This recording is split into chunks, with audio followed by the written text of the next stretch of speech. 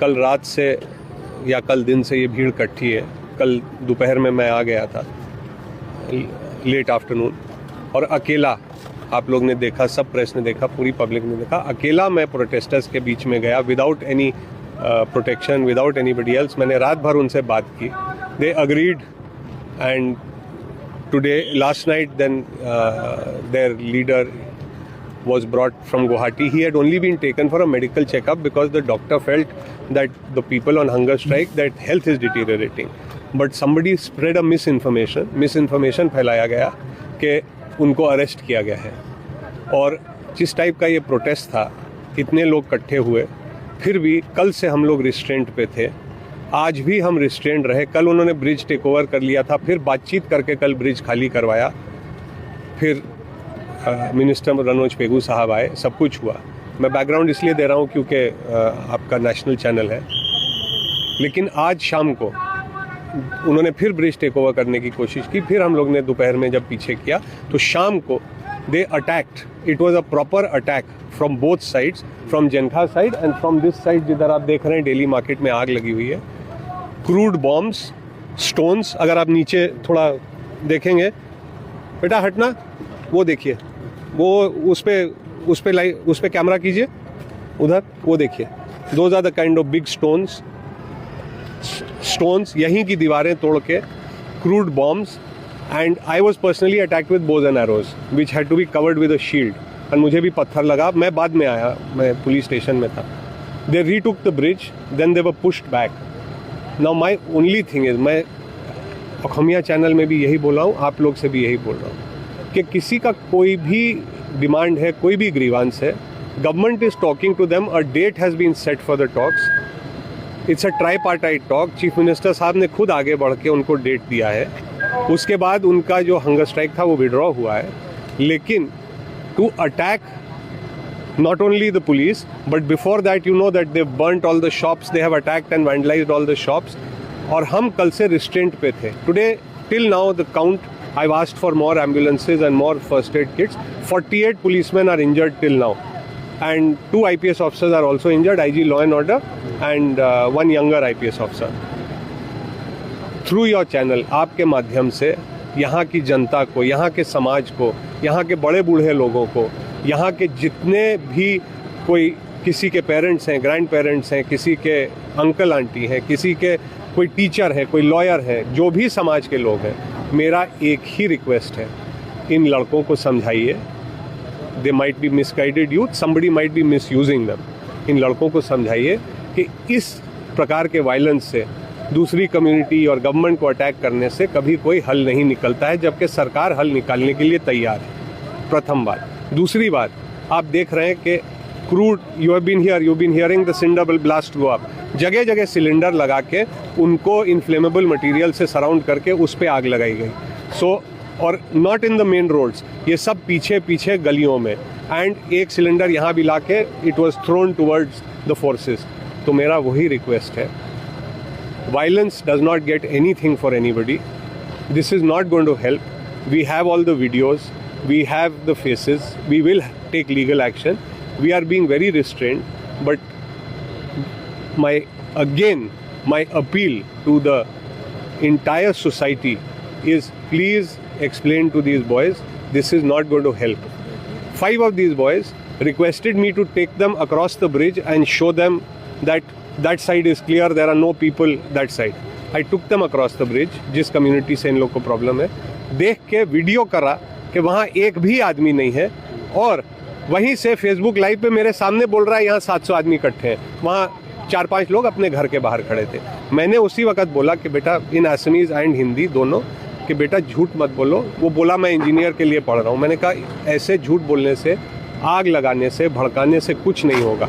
सो ये जो भी कर रहा है, फिर वही बातें मिसगाइडेड, हम नेपाल बना देंगे, हम नेपाल की तरह सब कुछ बदल देंगे, मैं पहला शहीद होने को तैयार हूँ। ये बातें किसी की हेल्प नहीं करती। मैंने उनसे भी बोला, क्राउड से, और आप लोग से भी बोल रहा हूँ कि Nepal economy was running on tourism. Look at what has happened today.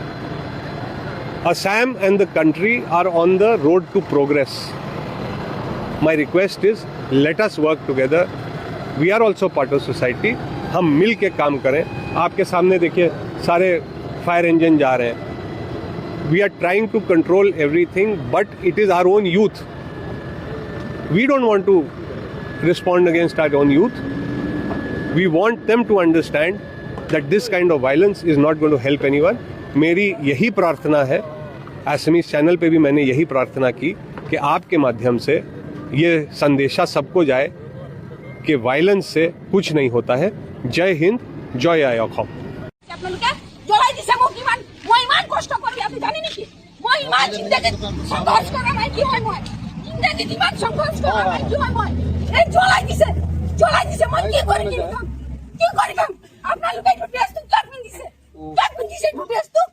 সুরক্ষা জীবন মার যদি ক্যাপ দিছে ড্রেস তো ক্যাপ দিছে লাশ না লাগে এই মাইকি মানে আমার কষ্ট করি কিনে একটু গুণমান সব জমা দিছে কি করিস আপনি ক্যাপ দিছে जो हुआ अभी इसकी कार्रवाई करें এটা মোরে একটু পুরান করিব পুরান করিব जो है कार्रवाई करें এখন लो कार्रवाई नहीं कौन देगा अभी मेरे को कौन बना के देगा सर मैं जिंदगी में इतना मेहनत किया और ना यहाँ का लोग को पूछिए बर्तन धोया दूसरा का कपड़ा धोया कितना किया मैंने किया सर मालूम है ना मैंने गुजर में क्या करके बना देगा मैं क्या करके दूं आप लोग सरकार है तो उसके लिए सरकार है उसके लिए सरकार है चिंता मत कीजिए जो भी नुकसान हुआ है उसका आप लोग पूरा लिस्ट बना के देखिए ठीक है ना भरपाई होगी कितना भी इंतजार करके अभी यहाँ पे हम लोग हैं सरकार है आपके साथ संपत्ति ले लिया सब जार के सब संपत्ति ले लिया लूट लिया सब जार हमनी के घर में खेत डाल दिया केहू ना काम के पुलिस वर्षा के भाग गल थाना में हमनी के लेके फूक दिया एगो रुपया ना निकाल से आदमी पावल है मैं जवाब कैसे दी आदमी अयो दादा कैसे जी आदमी एगो रुपया ना सब कुछ लेके संपत्ति 10 लाख के चली गई हमनी के प्रशासन हम लोग घर में भगा दिया। मांगो मांगो मांगो आ रहा है वो लोग भाग गया इधर কাৰ্বি আলঙত বাস কৰা অনা কাৰ্বি বা যিসকল কাৰ্বি আলঙৰ স্থায়ী লোক নহয় তেওঁলোকক নিজৰ মাটিৰ পৰা উচ্ছেদ কৰিব লাগে বুলি বহুদিনৰ পৰা এটা দাবী আছে। কিন্তু গুৱাহাটী উচ্চ ন্যায়ালয়ে এটা ইণ্টাৰিম জাজমেণ্ট দিছে যে বৰ্তমান আমি তেওঁলোকক এভিকশ্যন কৰিব নোৱাৰোঁ। কোৰ্টৰ এগেইনষ্টতকৈ এভিকশ্যন কৰাটো সম্ভৱ নহয়, কিন্তু স্বাভাৱিকভাৱে এছাম লোকে এইটো বিচাৰিছে যে ইমিডিয়েট এভিকশ্যন হ'ব লাগে। এই ক্ষেত্ৰত আমৰ অনশন কৰি আছিলে। যেতিয়া স্বাস্থ্যৰ অৱনতি ঘটিলে আমি তেওঁলোকক গুৱাহাটী মেডিকেল কলেজলৈ লৈ আহিলোঁ।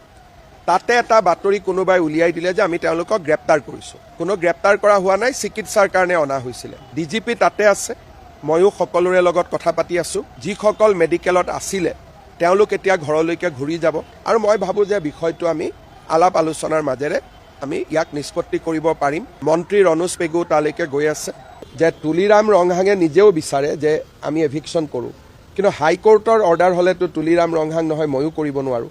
গতিকে যোনেই ঘৰ আক্ৰমণ কৰিছে বা থানাখনতো অলপ আক্ৰমণ কৰিব চেষ্টা কৰিছে, এইটোৱে সমাধান একো নানে।